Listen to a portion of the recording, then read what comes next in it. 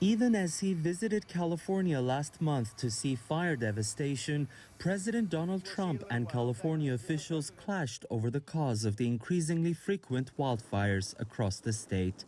You have years of leaves, dried leaves on the ground. It just sets it up. It's really a fuel for a fire. So they have to do something about it. They also have to do cuts. I mean, people don't like to do cuts, but they have to do cuts in between. So if you do have a fire and it gets away, you'll have a 50-yard cut in between.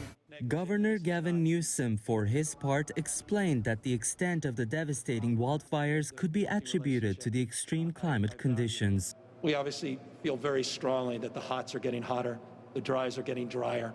When we're having heat domes, the likes of which we've never seen in our history, the hottest August ever in the history of the state. Following this visit, Newsom sent a letter to the president requesting emergency funds for recovery efforts. The North Complex fire has burned through a very large area in a relatively short period of time, becoming one of the largest fires in California's history.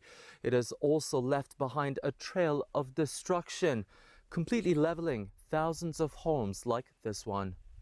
Earlier this summer, Trump declared parts of the state a major disaster, freeing up federal assistance.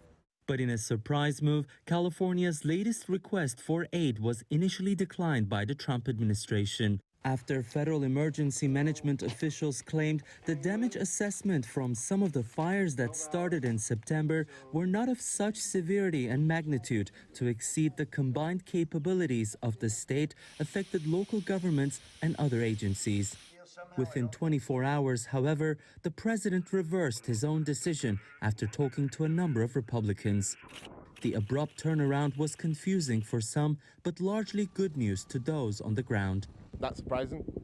You know, he probably got some pushback and some bad publicity. And it's election, right around the corner. And, he's not going to win California, but, votes count. I think that, the aid should have been a no-brainer. I think it's probably his no was probably more of a political response.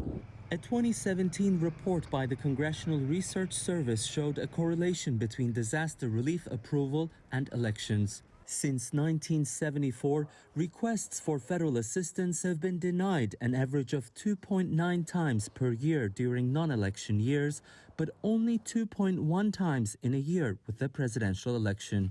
While the motive behind the most recent approval of the emergency funds remains unclear, it's a relief to a state with a budget deficit of tens of billions of dollars, coping with its worst wildfire season and a pandemic shutdown. It is Tianshan, CGTN, Los Angeles.